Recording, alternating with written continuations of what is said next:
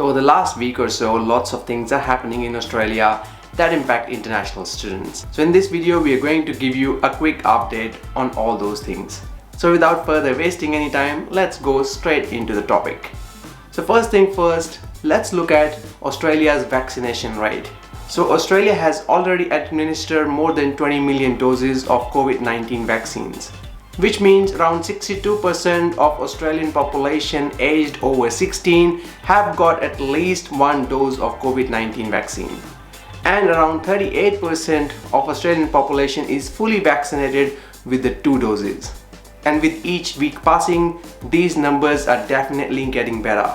Now regarding vaccine acquisition itself, Australia has made some swap deals with countries like Singapore and UK. So Australia has already received 500,000 doses of Pfizer from Singapore with a swap deal, which means that Australia will get this vaccination now and will have to return back in December. And they have made a very similar deal with United Kingdom as well, where they are going to receive 4 million doses this month of Pfizer vaccine, and which obviously will have to be returned back to UK at some point in time in future. And obviously these swap deals meant that Australia will have more supply of these vaccines, which will obviously help the government to faster the pace of its vaccination rate and hopefully achieving those 70 and 80% vaccination targets sooner.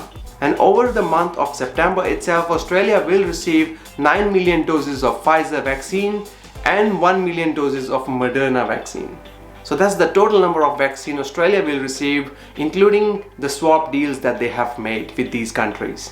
Now if you would like to know more about when Australia could reach that magical number of 80% vaccination rate, then I highly suggest you to check this video that we launched last week. And still currently it is estimated that somewhere around mid of November, Australia will reach that magical number. Now let's go to the next part of the video where we will discuss about the case numbers. So at the time of shooting this video, New South Wales reported 1,432 cases in last 24 hours. Victoria reported 96 locally acquired COVID-19 cases, and ACT, Australian Capital Territory, reported 13 cases in the 24-hour reporting period. And no other state reported any locally acquired cases. So New South Wales has been one of the hardest hit states with significantly higher number of cases than any other state or territory. And it is followed by Victoria and ACT. And all these 3 states and territories, New South Wales, Victoria and Australian Capital Territory, is currently in a lockdown.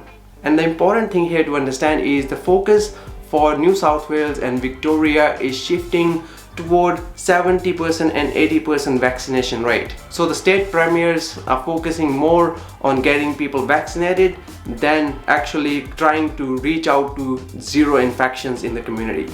Even Victorian Premier this week said the 0 cases is no longer a possibility and the focus will be to get maximum number of people vaccinated so they can start opening up the part of economy. But Australian Capital Territory, which still has much low case numbers, will still try to reach out to that 0 infection community rate. So for ACT, the focus is still on eliminating the COVID-19 in the community. And last but not the least, let's talk about the very important aspect, which is the borders. So let's talk about the internal borders first. So in regards to internal borders, at the moment, every other state and territory has closed their borders to Victoria, New South Wales and ACT, as the case numbers are quite high compared to other states and territories. So it makes sense that other states and territories have closed their borders for the time being, and the vaccination rates hasn't reached those 70 and 80% targets where they could start opening up internal borders. So at the moment there are restrictions within Australia to travel from one state to the other, especially those 3 states that I just mentioned. The national plan that was launched a few months back by the Prime Minister clearly outlines that at 70 and 80% vaccination rates, all the states and territories will have to start opening up their borders and there will be less lockdowns in those states and territories. But currently there are issues with that with some of the premiers, including Western Australian Premier and Queensland Premier, who have taken a hard stance against this national plan and opening up at 70 and 80% vaccination rates. So their argument is that why should we open our states when we are pretty much living COVID-free life already and letting the virus come into our state and territory. Even after reaching at 70-80% vaccination targets, they don't feel comfortable to open up their borders to New South Wales, Victoria and any other part where there are COVID cases. Whether it is right to keep the borders closed or they should open, we would love to hear your thoughts on it in the comment section below regarding that. Now let's talk about international borders. Now a national plan also clearly outlines that at 80% fully vaccinated adult population, the cap on returning travelers will be lifted and all outbound travel restrictions for people who are already vaccinated will go away as well. Now the most critical comments came from the Prime Minister Scott Morrison in the latest media conference. So when asked in that press conference by a journalist, Prime Minister Scott Morrison confirmed that he can let those states and territories who have already achieved 80% vaccination of their citizens to open up for international travel, which means those states and territories that reached the target 80% earlier could well open up their economies for international travel.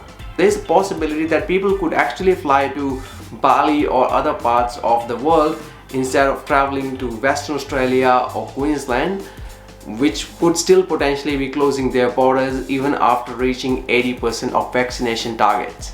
Well, we live in a COVID world where anything is possible, and that is obviously a very big news for Australians and people who are waiting from overseas to come back home, and obviously for international students and other temporary visa holders who are waiting to come back to Australia as well. Now again, that was the comment in the press media conference. So while we got really good hope from this comment by the Prime Minister, we will still wait to see how it pans out in the next few weeks to see how Australia's vaccination rate is going, and hopefully that restrictions on international travel would sometime go in the near future. And we would love to hear your thoughts on it in the comment section as well.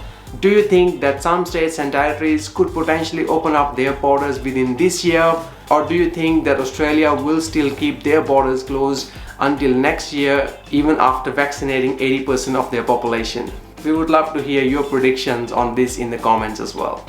And as always, if you find any information useful, please let us know in the comment section below and hit that like button and share it with your friends as well. And thank you for watching. See you in the next one.